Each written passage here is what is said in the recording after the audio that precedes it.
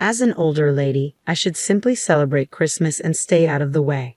However, it seems that after being invited to spend Christmas vacation together, Margaret has been kicked out of the house. First things first, I need to tell Jeffrey about Margaret's true nature. Somehow, I'll expose Margaret's facade. I refuse to be family with someone like her. I am Michelle, 72 years old, living with my son Jeffrey.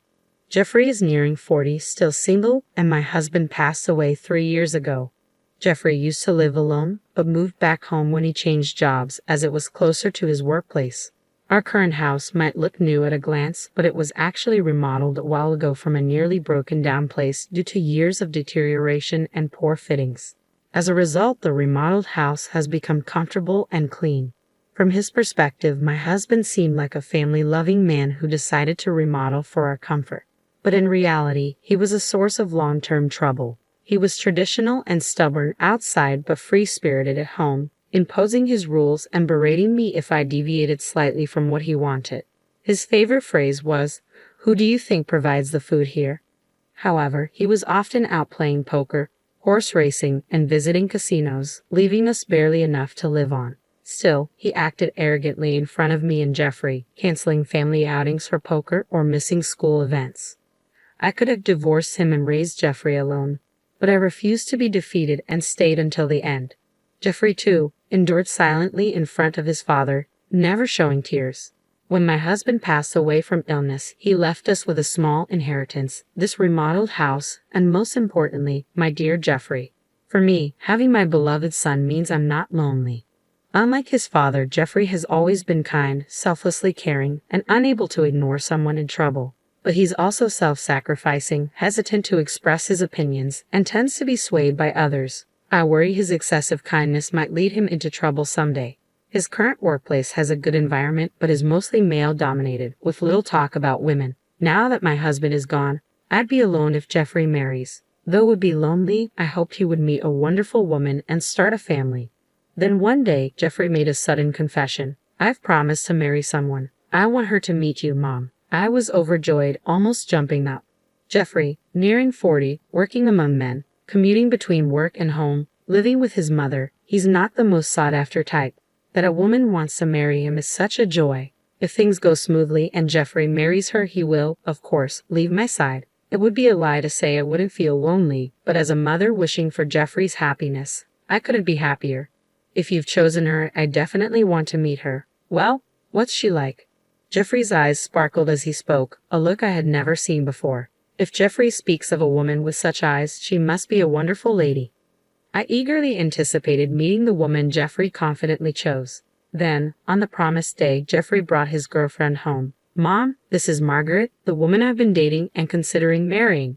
However, the woman Jeffrey brought neither introduced herself nor nodded in greeting. She just stood there silently.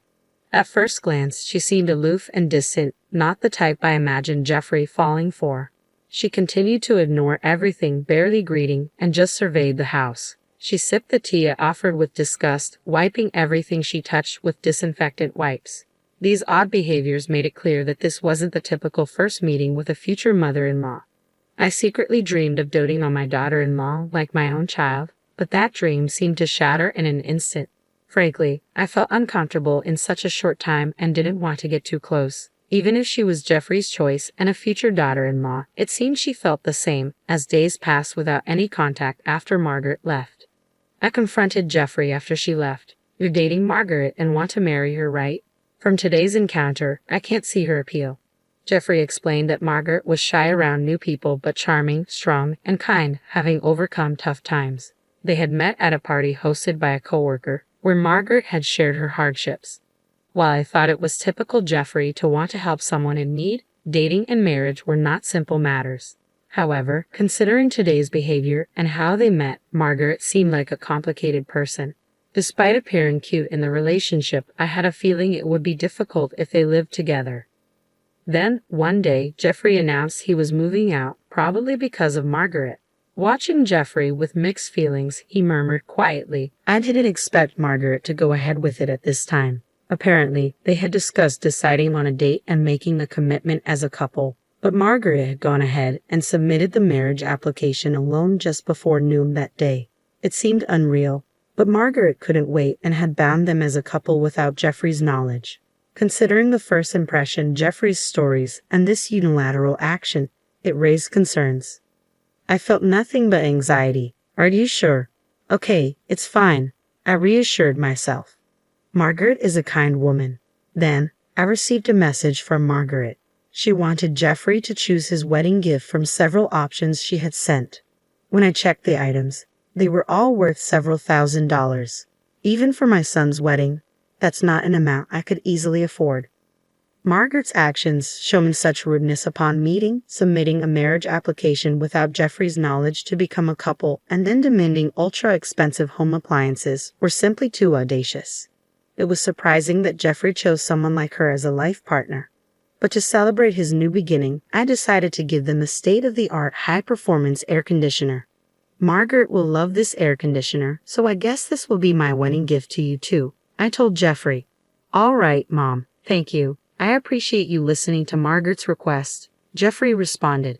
It wasn't cheap for me either, but I splurged for the sake of Jeffrey and his beloved new life.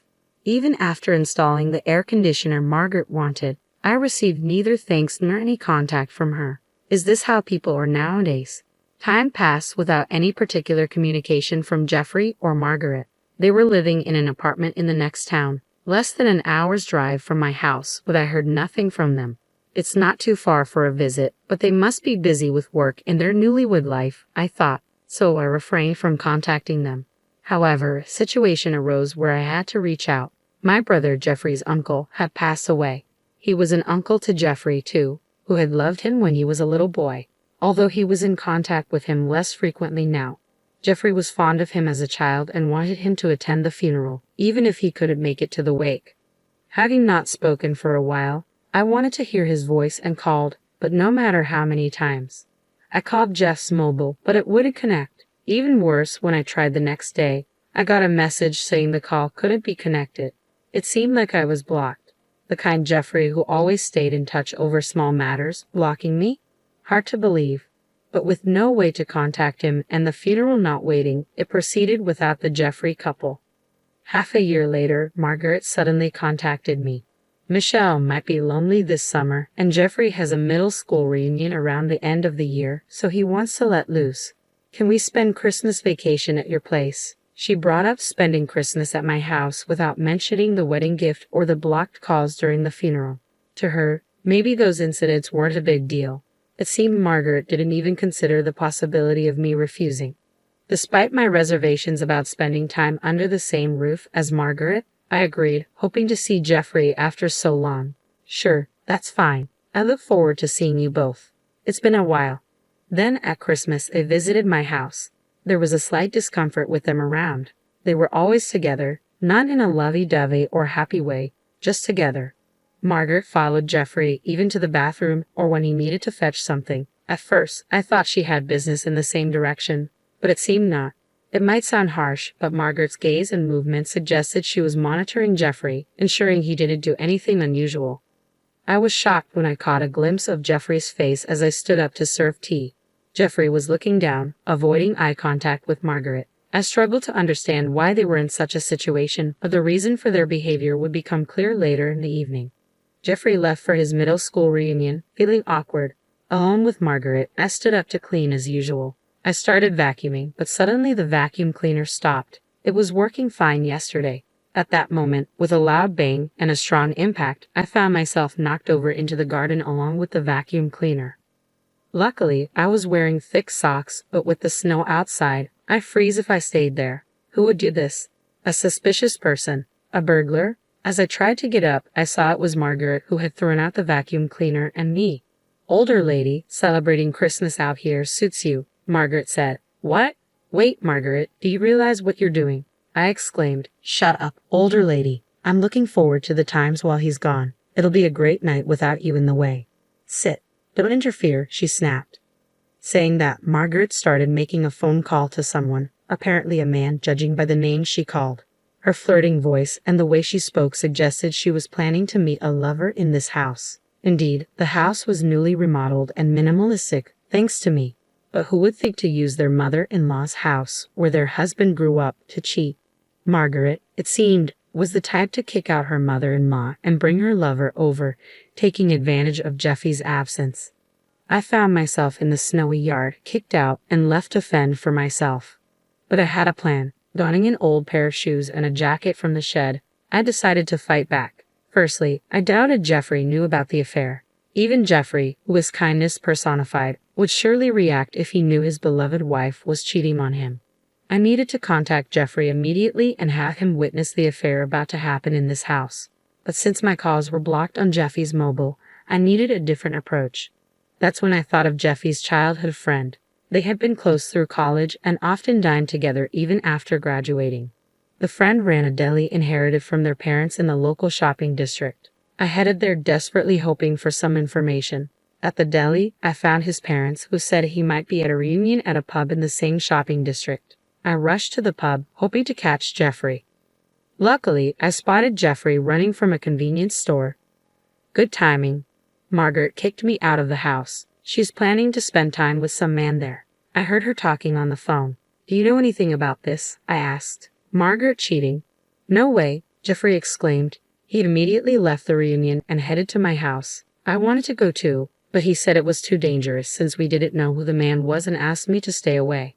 I hid in a nearby business hotel, leaving the matter between Jeffrey and his wife to him. The next day when I returned home, I found Margaret beaten up in the garden, naked. Older lady, don't you care to help your daughter-in-law? I can't even get into the house. How did you raise your son? She snapped. I couldn't believe the gentle Jeffrey would beat his wife to such an extent and leave her in the garden. Entering the house, I found Jeffrey drinking coffee. Margaret is naked in the garden. What happened? I asked. I don't know. She was arguing with a lover last night, so maybe that's it. She's going to be nothing to me now, so it's not my business, Jeffrey replied indifferently. While I took refuge in the business hotel, Jeffrey had confronted Margaret and her lover at the scene of their affair. Thinking it might serve as evidence, he took photos of the lover's face and even recorded the encounter. I was impressed by his calmness in such a bizarre situation.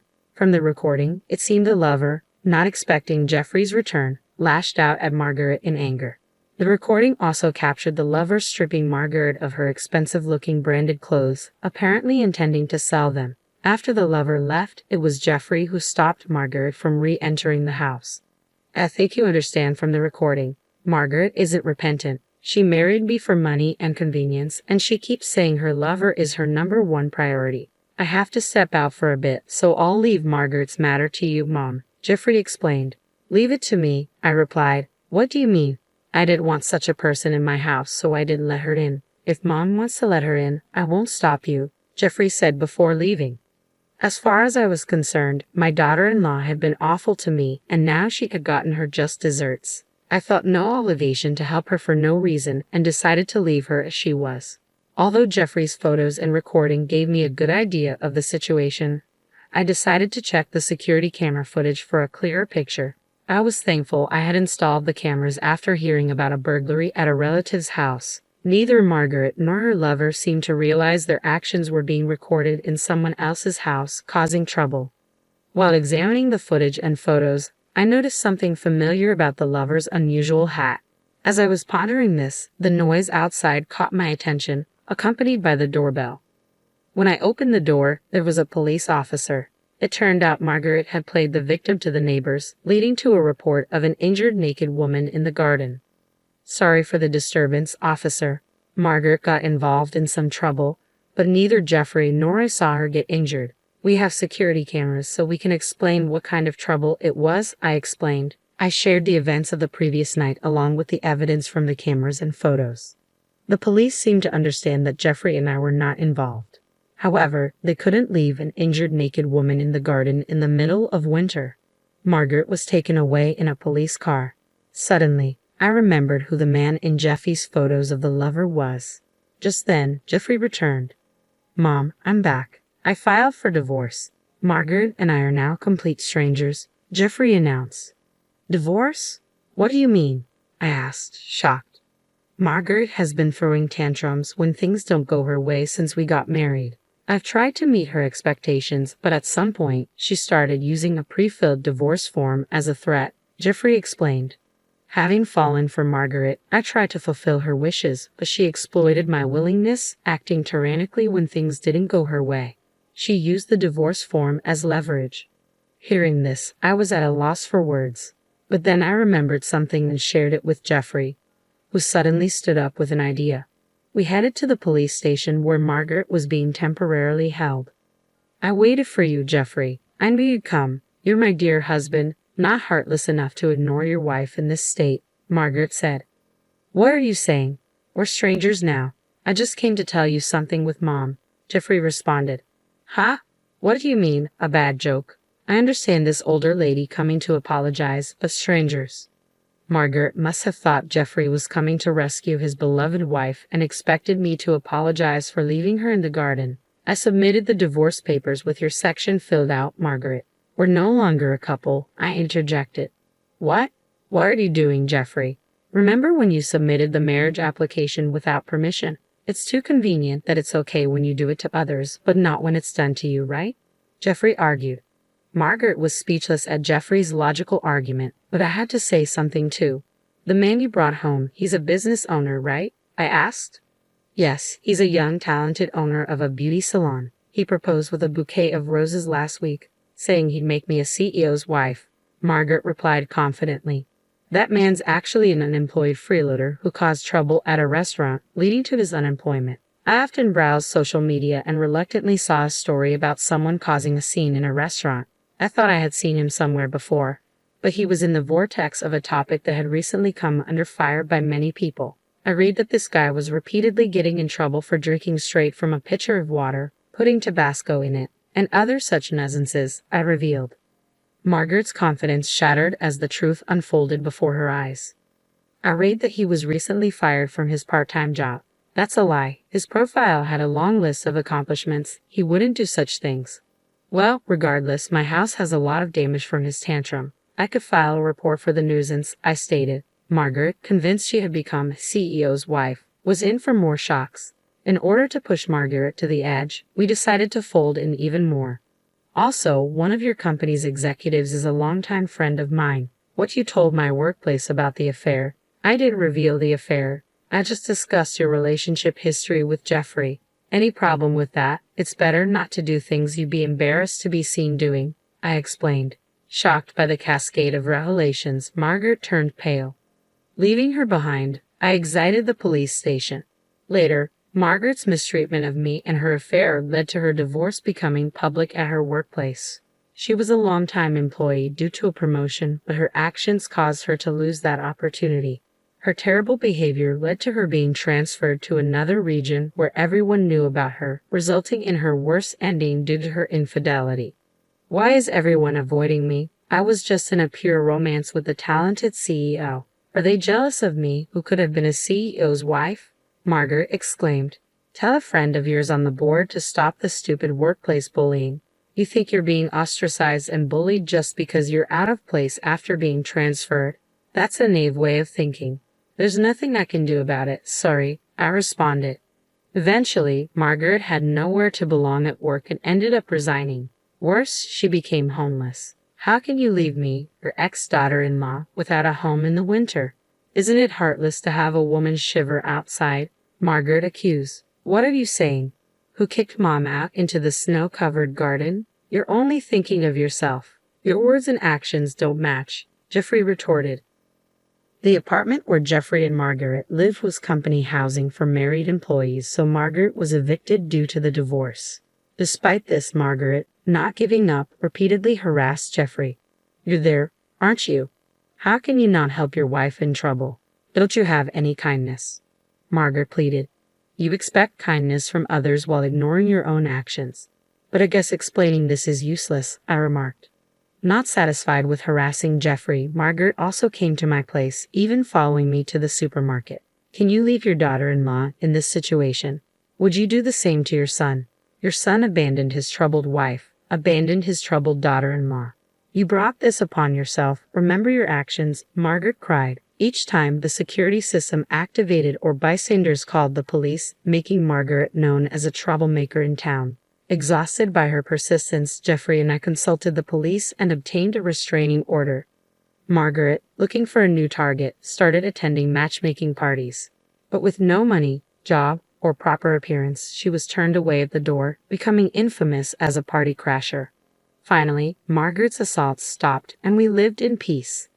Mom, I was out of my mind back then. Margaret cut me off from home, screamed at me all day. I finally came to my senses. I'm so sorry. Jeffrey and I are living together again.